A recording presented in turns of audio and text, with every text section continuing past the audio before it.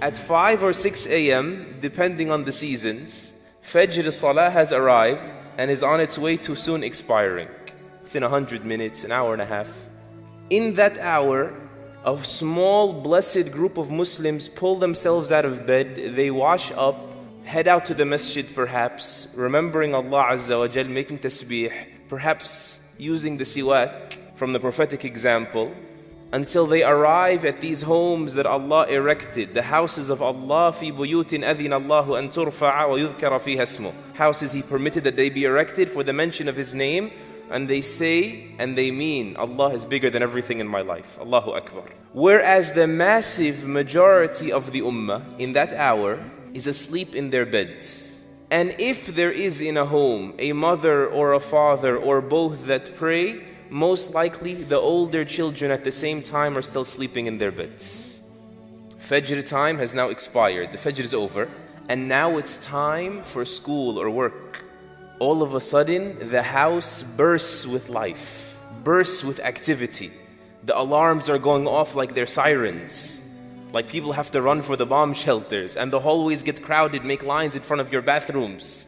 And even if you go to Muslim countries, even the streets will tell this story. A moment ago, an hour ago, they were silent graveyards. All of a sudden, they're buzzing.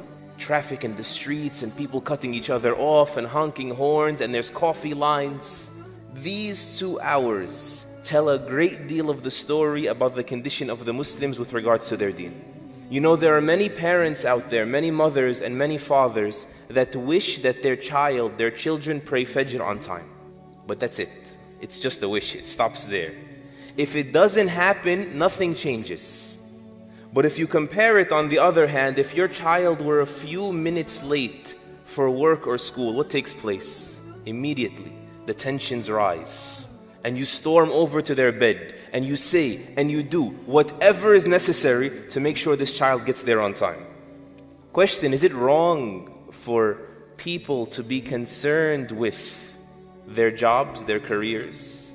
Is it wrong to be protective of your child's degree and his future? Absolutely not. In fact, it's undeniably Islamic that you consider it wrong to be a burden on society by choice, right? It is absolutely wrong for you to be a burden on the people. That is clear. But how can it ever be acceptable that our work, our career, our schooling that leads up to it, our educations, is greater in our lives than Salatul Fajr? I'm not talking about Salatul Jama'ah, praying in congregation. I'm talking about what has never been debated in the Ummah of Muhammad sallallahu alayhi wasallam as an obligation for the past 1500 years. I'm talking about the super foundation of Islam. I'm talking about what every single scholar in this ummah, bar none, there is no scholar you will ever find among humanity or even in the jinn that has said it is permissible for you to leave Salatul Fajr until its time expires if it's in your hands. If you can do anything about it, so long as you're conscious and you're not a woman who's on menses or postpartum, there's a time for salah, it cannot be deferred beyond it.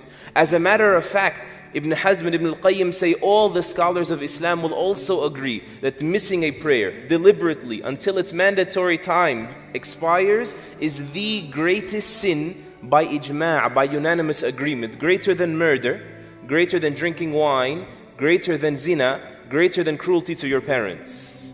Do we see it that way?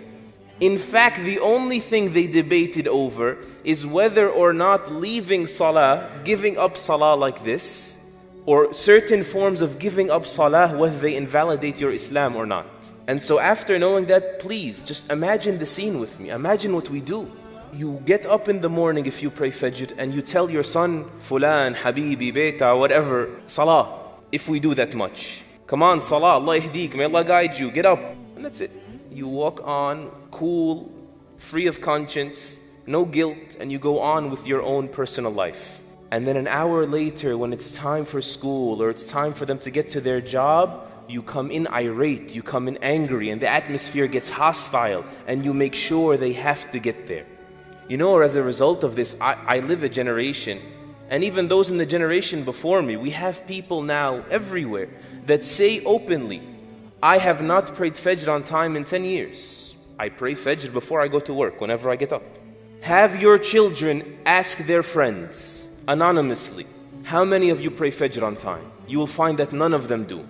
Or maybe one of them or two, perhaps that his parents are on top of their case. Or his blessed wife perhaps is relentless, telling him, if you don't get your act together, if you don't start making salah, this relationship can't continue, so he pulls himself out of bed.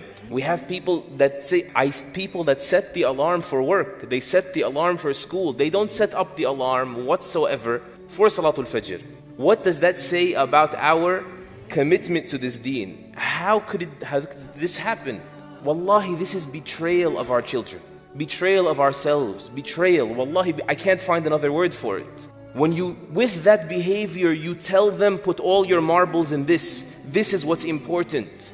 And so later on, when they try to adopt a new habit of salah, it's hard. Or they feel that this is what matters, this is success. And this that you keep pointing at with your behavior, with your protectiveness of, this could end at any moment.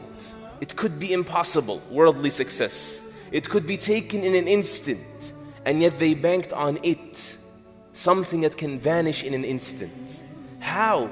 How could it be that our school, which is the roadway to our career, became more important, greater in our eyes than Amudul Islam? The Prophet ﷺ called it that, the central column of Islam, because it is that which your Islam collapses without. How could it be that my start time at work, which determines the impression I put on my boss, how my boss looks at me, is more important to me than the pillar of Islam that without it I could be disqualifying myself from Islam?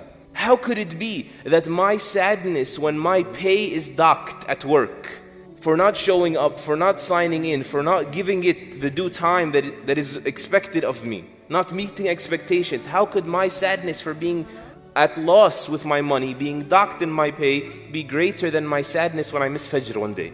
This is a very painful comparison that we need to make, because it reveals to us that in reality, our dunya has become greater in our hearts than our deen. Whereas Salatul Fajr, that hour of Fajr, this is the most honest hour, because it will honestly answer that question. Is dunya, worldly gain, more of a priority for me than deen?